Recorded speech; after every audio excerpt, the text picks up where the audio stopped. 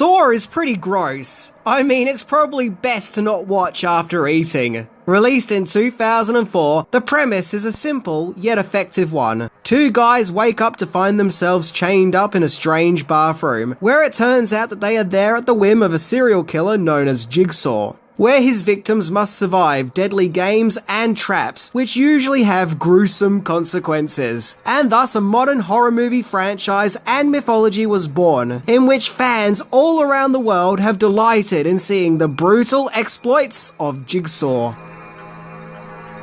So today we are going to explore 10 things that you didn't know about Saw. So buckle up as things get a little gruesome as we check it out.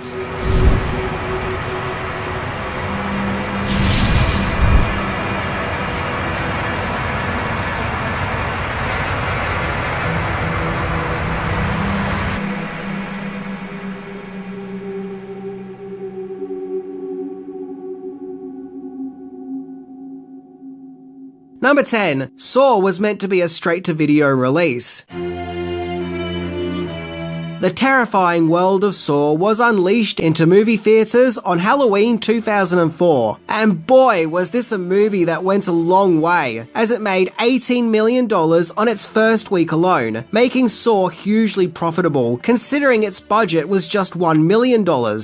Now, if you can believe it, Saw wasn't meant to be released in theaters at all. This small-scale horror movie was intended to be a straight-to-video release, hence its micro-budget. But Lionsgate, who were distributing the movie, decided to release Saw theatrically as a Halloween release due to its positive screenings at the Sundance Film Festival. And so, to everyone's surprise and delight, it was a massive success.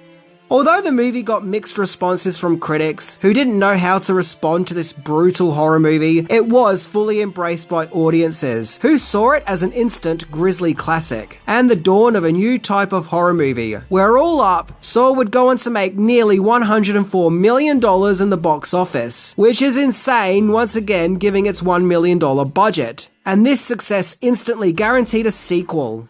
But hang on, we're getting ahead of ourselves here. But where did this unlikely phenomenon that no one saw coming start? What was its origins? Number 9. It all started with a migraine.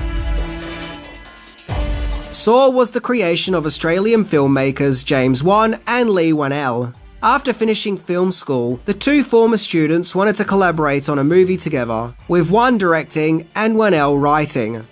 At this time, Wan was frequently suffering with migraines and was convinced that he had a brain tumour, where he booked in to have a scan of his brain. And while nervously waiting in the waiting room, it's here that he began thinking about what would he do if he was told that he only had a limited amount of time left to live. And thus, this thought led to the creation of Jigsaw.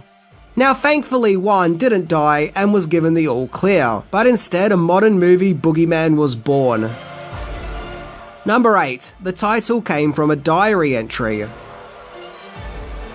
So Wan's original bare basic idea for the script, in knowing that he would be working with a very small budget, was two guys chained opposite sides of a bathroom with no idea how they got there, where there is a dead body in the room with them, where, plot twist, the body isn't dead and thus is the cause of them being there. Wan rung up Whannell to tell him of this simple yet effective idea that he had, and after the phone call, Whannell was just pondering the story that Wan had just told him, and without really thinking about it, he opened up his diary and wrote the words Saw. But not only that, he wrote it in a red blood dripping font, and so the unique title of Saw was created. Whannell put this down to one of those moments where, quote, some things just really are meant to be. So did the title Saw come from the killer's name, Jigsaw? Or is it because the story featured a saw? Or was it both? Either way, Saw. Number 7. Saw alternatives.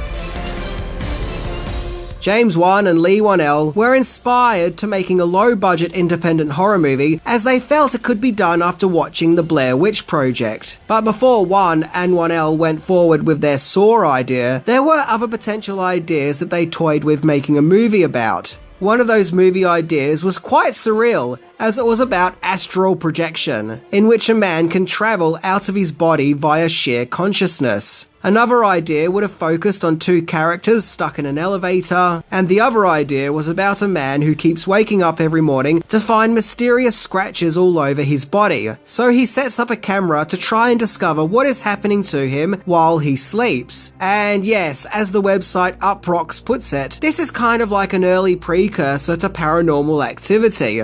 Regardless, the two filmmakers chose the idea about the deranged serial killer and his deadly games. Number 6. Short film. Yep, before the Saw movie that we got, the one we all know and love and possibly throw up to, there was actually a short film that was made first, which was also called Saw, and it had a duration of just 10 minutes. Okay, so here's what happened. Juan and Juanel were trying to get the film off the ground in Australia with no luck, where they were told to try Los Angeles instead, but they still weren't having any luck. So they shot the short film to give producers an insight into what the movie would be like.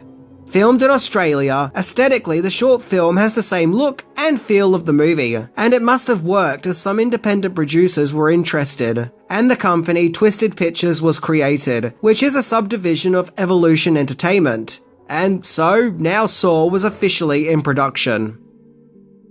Number 5. The short film worked with enticing the cast. Saw sees a lot of big names turning up, who I feel at that time were in a more quieter stage of their careers, particularly Cary Elwes and Shawnee Smith, who were big names in the 80s, but maybe weren't really in demand at that stage, with Saw injecting more buzz into their careers. Cary Elwes saw the short film and instantly wanted to star in the movie. He even read the script in one sitting. Shawnee Smith was recommended by Juan, as he had a crush on her ever since his teenage years, but she actually turned the part down, finding it too horrific. However, she changed her mind when she saw the short film. The legendary Danny Glover was cast as Detective David Tapp, just simply because he felt there was something about the character that attracted him to it. So clearly he's not too old for this shit. Co-creator and Saw writer Leigh Whannell was cast as Adam, as he had also previously starred in the short film. But what about the big guy himself? What about Jigsaw? Number 4. Original choice to play Jigsaw. According to Wikipedia, actor Mike Butters was originally considered for Jigsaw. Butters is probably best known in the nerd fandom community for starring in the Angry Video Game Nerd episode of the Pepsi Man video game, on the account that he actually starred in the Pepsi Man game. And we never did discover what Pepsi for TV game means. Butters turned the part of Jigsaw down, as he didn't find it exciting enough, so he was cast as Paul instead. Now, Tobin Bell was something of a background character actor, an actor who turns up every now and then in minor roles, usually playing unflattering, pretty sinister characters. He was offered to play Jigsaw and accepted it just merely because he found the movie's location to be fascinating, that being two guys locked up in a room. That, and he really wanted to work with Danny Glover, as you do. Number 3. Saw was shot in an insanely short time. Due to the movie's tiny budget, most of Saw was filmed at a cheap warehouse located in Los Angeles. Saw was also filmed within a staggering 18 days time frame, so considering time and money was tight, there was literally no time for rehearsals. The production couldn't even afford a stuntman, forcing Leigh Whannell himself to perform many of the movie's stunts. Danny Glover alone completed his scenes in just 2 days. When it came to filming some reshoots, some of the actors were no longer available, so Leigh Whannell had to stand in for some of the actors, including Shawnee Smith. When it came to showing gore and bloody gizzards, pig guts were used. If anything, the movie is a testament to Juan and Whannell's hard work and being able to create a visually impactful movie with pretty much no budget and very few resources. Sometimes if you're onto something and you just know within yourself that it will work and be successful, you just have to go against all odds and get it done and out there by any and all resources that you have access to. Number 2. The creation of Billy. It's here we come to the Jigsaw puppet, Billy, without a doubt the iconic face of the franchise, as well as a pop cultural icon in its own right, and an eerie prop that just makes Saw just that bit more creepier and unnerving. James Wan himself worked on the creation of the puppet, even stitching him up himself. And once again, considering the movie's low budget, Billy was literally made up of scraps laying around the place, including paper mache and clay. His eyes were made of ping pong balls, and his insides were paper towels, and he was pushed along with a fishing line. So an iconic horror mascot was literally put together in a cut and paste fashion, by bits and pieces that Wan managed to get his hands on. Number 1. Saw was originally given a higher rating.